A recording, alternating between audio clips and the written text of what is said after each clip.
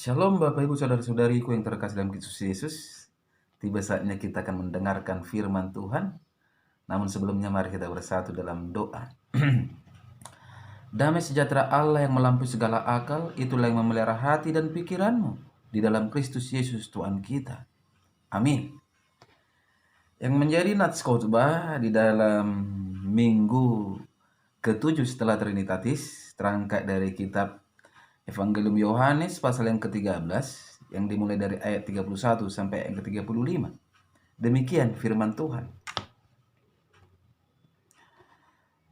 Sesudah Yudas pergi, berkatalah Yesus, "Sekarang Anak Manusia dipermuliakan dan Allah dipermuliakan di dalam Dia. Jikalau Allah dipermuliakan di dalam Dia, Allah akan mempermuliakan Dia juga di dalam dirinya dan akan mempermuliakan Dia dengan segera. Hai anak-anakku, hanya seketika saja lagi aku ada bersama kamu. Kamu akan mencari aku. Dan seperti yang telah kukatakan kepada orang-orang Yahudi, ke tempat aku pergi, tidak mungkin kamu datang. Demikian pula aku mengatakannya sekarang juga kepada kamu. Aku memberikan perintah baru kepada kamu, yaitu supaya kamu saling mengasihi. Sama seperti aku telah mengasihi kamu, demikian pula kamu harus saling mengasihi. Dengan demikian, semua orang akan tahu bahwa kamu adalah murid-muridku, yaitu jikalau kamu saling mengasihi." Sampai sejatuh firman Tuhan. Saudara-saudaraku yang terkasih dalam Kristus Yesus, saya mengambil angkat tema dari firman ini, kasih sebagai identitas kekristenan. Saudara yang terkasih dalam Kristus Yesus berbicara tentang kasih dalam kekristenan itu ada 4 macam kasih. Yang pertama itu dikatakan kasih eros. Dan kedua kasih filia, ketiga kasih storge, keempat itu kasih agape. Kalau dikatakan kasih eros, ini adalah kasih asmara antara pria dan wanita. Karena ada ketertarikan antara lawan jenis. Kalau dikatakan itu filia, ini adalah kasih persahabatan atau pertemanan. Kalau dikatakan storge, itu adalah kasih orang tua kepada anak-anaknya. Kasih ikatan keluarga atau adanya hubungan darah. Dan kalau dikatakan kasih agape, ini adalah kasih Tuhan Yesus. Kasih tanpa mengharapkan imbalan jasa, kasih yang sejati dan tulus dan tidak egois. Saudara-saudara, ajaran Kristen selalu menekankan harus hidup di dalam kasih.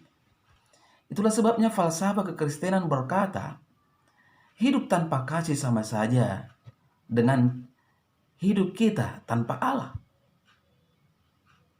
Sebab firman Tuhan katakan bahwa Allah adalah kasih. Barang siapa hidup dalam Allah berarti ia harus hidup dalam kasih. Itu bisa kita melihat bagaimana kebenaran firman Tuhan yang tertera saudara-saudara dalam 1 Yohanes 4 ayat yang ke-7 sampai yang ke-8. Demikian firman-Nya. Saudara-saudaraku yang kekasih, marilah kita saling mengasihi, sebab kasih itu berasal dari Allah. Dan setiap orang yang mengasihi lahir dari Allah dan mengenal Allah. Barang siapa tidak mengasihi, ia tidak mengenal Allah, sebab Allah adalah kasih. Sangat jelas saudara-saudara, artinya hidup tanpa kasih sama saja hidup kita tidak percaya kepada Tuhan Yesus. Saudara yang terkasih dalam Kristus Yesus, kalau kita melihat dunia ini yang penuh dengan permasalahan dan ketidakpedulian, ketidakadilan, sehingga terjadi situasi yang tidak kondusif di mana-mana, tentulah dunia ini sangat membutuhkan kasih. Kasih merupakan jawaban bagi kehidupan dunia pada masa ini. Orang-orang haus akan kasih dan banyak di antara mereka kehilangan kasih pula. Apa yang Yesus Kristus mau inginkan dari setiap kita sebagai orang percaya? dan tidak yang belum percaya. Yesus mau agar kita hidup saling mengasihi, baik di antara kita sesama orang yang percaya maupun di antara orang-orang yang belum percaya kepada Yesus Kristus. Melalui kebenaran firman Tuhan ini kita diajak mengapa kita perlu hidup saling mengasihi. Pertama, yang harus kita lihat, karena kasih itu adalah perintah Tuhan. Itu sangat jelas dikatakan di ayat 34. Yesus memberi perintah baru kepada kita untuk saling mengasihi. Perintah selalu berasal dari otoritas yang tertinggi. Oleh sebab itu, apa yang diperintahkan harus dilaksanakan. Perintah selalu mengandung ganjaran, saudara-saudara. Kalau perintah tidak dilaksanakan, maka ada ganjarannya. Demikian pula sebaliknya, saudara-saudara. Apa yang terjadi pada Yunus ketika dia diperintahkan ke Ninive? Saudara-saudara, karena ada penolakan, karena ada ketidakturutan akan melaksanakan perintah Tuhan, Yunus pun mendapat ganjarannya dengan dibuang ke laut dan dimakan ikan besar. Begitu juga yang terjadi kepada Adam dan Hawa, saudara-saudara. Yesus sendiri telah terlebih dahulu mengasihi kita. Ia telah menunjukkan teladan bagi kita tentang arti dari sebuah kasih dan mengasihi. Yesus mati bagi kita di kayu salib, itu adalah bukti yang telah Yesus perlihatkan kepada setiap orang, kepada semua orang, kepada kita, bahwa Ia sangat mengasihi kita. Yesus mengasihi bukan kepada orang yang benar saja, tetapi juga kepada orang yang berdosa. Mengapa saya berkata kepada orang yang berdosa? Karena memang Tuhan Yesus mati itu sebelum kita percaya. Itu sebabnya 1 Yohanes 4 ayat ke-10 berkata, saudara-saudara, inilah kasih itu. Bukan kita yang telah mengasihi Allah, tetapi Allah yang telah mengasihi kita dan yang telah mengutus anaknya sebagai perdamaian bagi dosa-dosa kita. Artinya ketika kita masih berdosa, kasih itu nyata.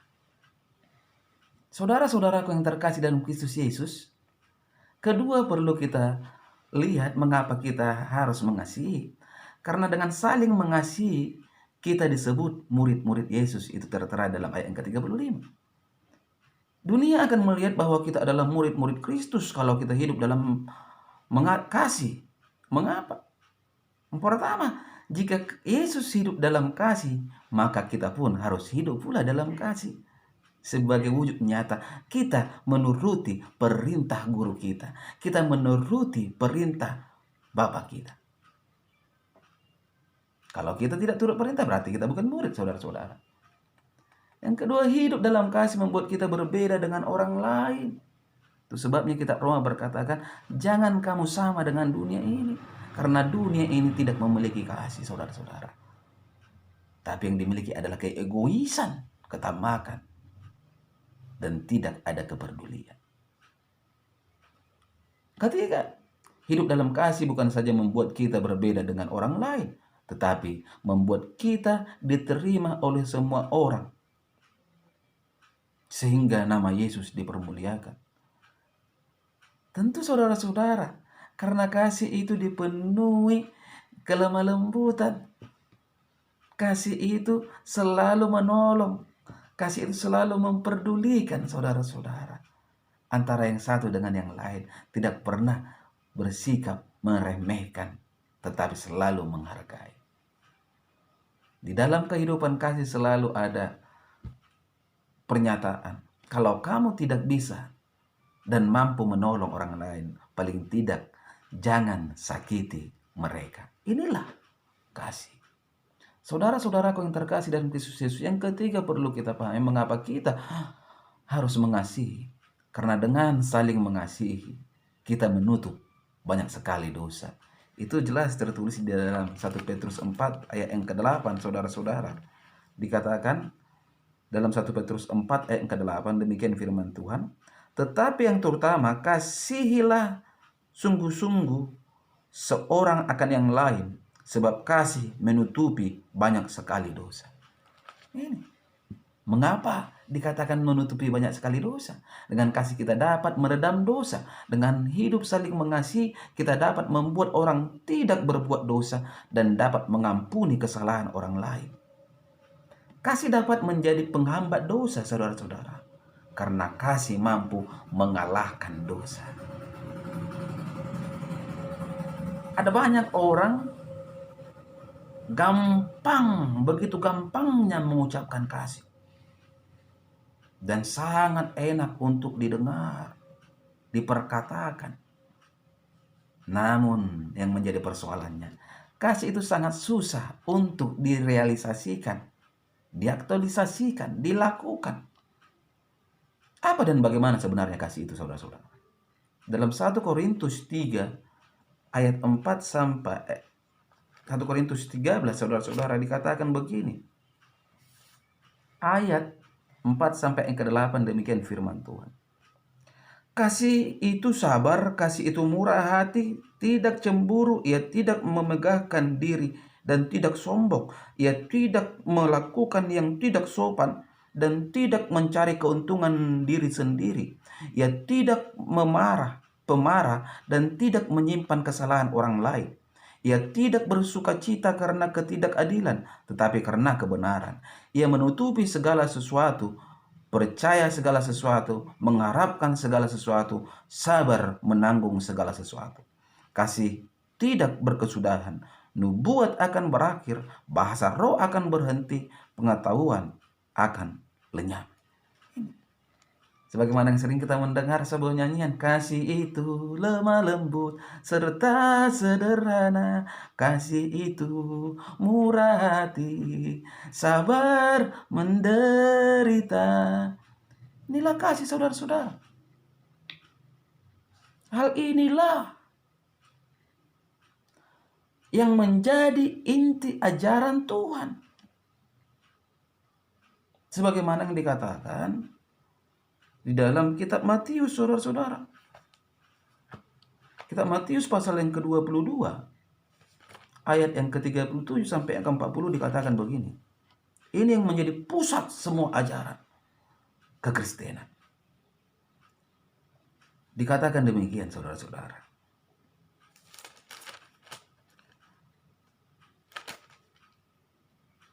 Jawab Yesus kepadanya, kasihilah Tuhan Allahmu dengan segenap hatimu, dan dengan segenap jiwamu, dan dengan segenap akal budimu. Itulah hukum yang terutama dan yang pertama. Dan hukum yang kedua yang sama dengan itu ialah, kasihilah sesamamu manusia seperti dirimu sendiri. Ini ayat yang terakhir. Pada kedua hukum inilah tergantung seluruh hukum Taurat dan kitab para nabi. Jadi intisari Alkitab, intisari Injil, intisari pemberitaan firman Allah adalah kasih. Saudara-saudaraku yang terkasih dalam Kristus Yesus, dan olehnya lah kasih harus menjadi ciri khas atau identitas kekristenan. Dengan melihat kita, orang lain memahami kasih. Dengan melihat kita, orang lain memahami Tuhan Allah kita yang kasih adanya. Dan melalui perikop ini, Tuhan Yesus memberikan contoh bagaimana seharusnya kasih itu dipraktekkan.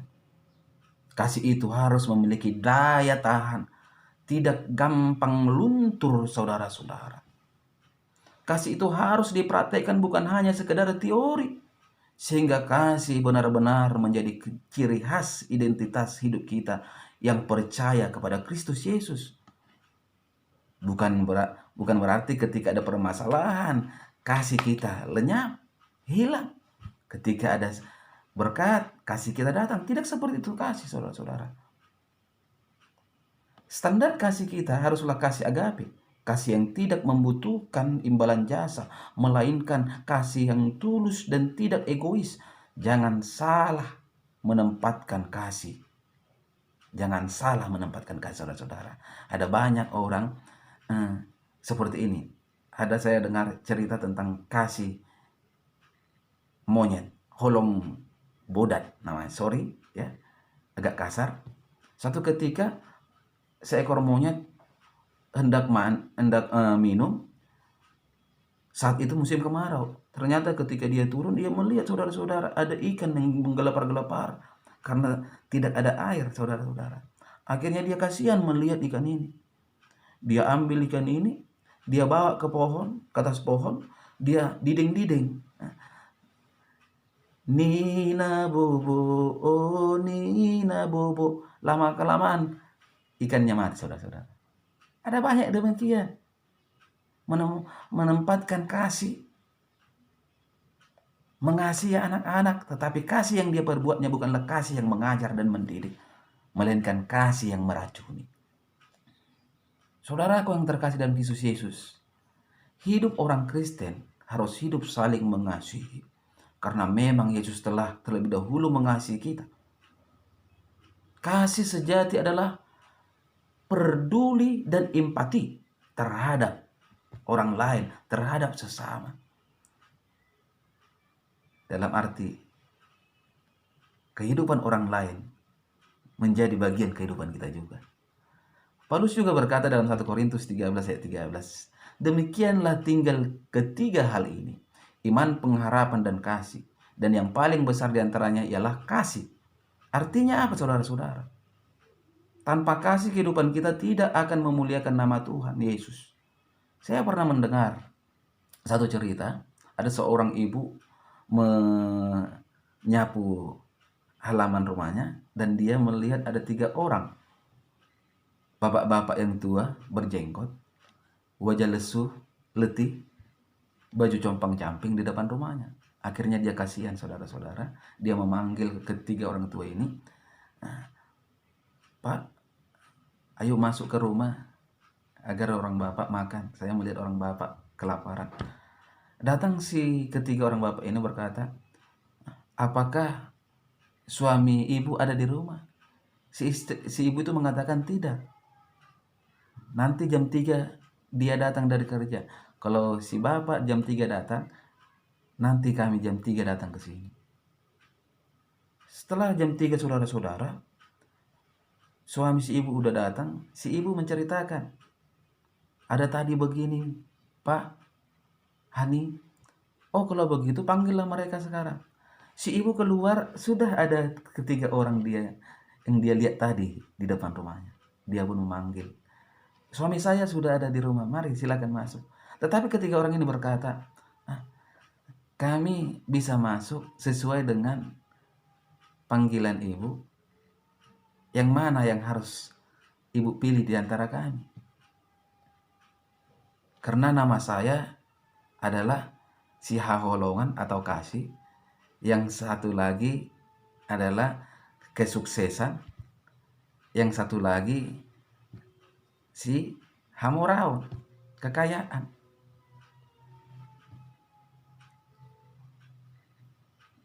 Akhirnya si ibu kembali ke suaminya berkata, begini Pak, kita harus memilih nama mereka 3 orang, si hamoraun, si kesuksesan, dan si haholongan. Oh, pilih aja si kekayaan. Datang si ibu ngomong, nggak usah si kekayaan, kita panggil aja si kesuksesan. Kalau sukses sudah pasti kita kaya. Si anak mereka mendengar dari kamar, saudara-saudara. Datang si anak berkata, si haholongan aja Pak panggil. Karena anaknya yang berkata, mereka pun memilih si haholongan. Ketika masuk, ketika istri berkata, kami memilih si haholongan, mereka pun, si haholongan pun masuk. Namun si ibu bingung, kenapa ketiga-tiganya masuk? Si ibu berkata, kenapa ketiga-tiganya masuk? Tapi tadi sesuai dengan pilihan kami. Iya Bu, jawab si ketiga bapak-bapak tersebut. Karena kemana si kasih pergi, kesitulah si kesuksesan dan si kekayaan akan pergi. Karena si kekayaan dan kesuksesan adalah orang buta. dan saya yang menuntun mereka. Artinya apa saudara-saudara yang kita lihat dari cerita ini? Di mana ada kasih, di sana akan ada berkat Tuhan terjadi. Karena Allah kita kasih adanya. Untuk itu, melalui kebenaran firman Tuhan saat ini, di minggu ke-7 setelah Trinitatis, mari hidup di dalam kasih, yakin dan percaya berkat Tuhan akan menyertai kita. Amin. Kita bersatu dalam doa. Terima kasih Bapa di surga akan kebenaran dari firman-Mu. Meteraikan kebenaran firman-Mu dalam setiap hidup kami pendengar. Melalui media YouTube ini juga, dimanapun mereka berada. Hamba-Mu berdoa untuk setiap orang-orang yang mendengarkan. Melalui kebenaran firman-Mu,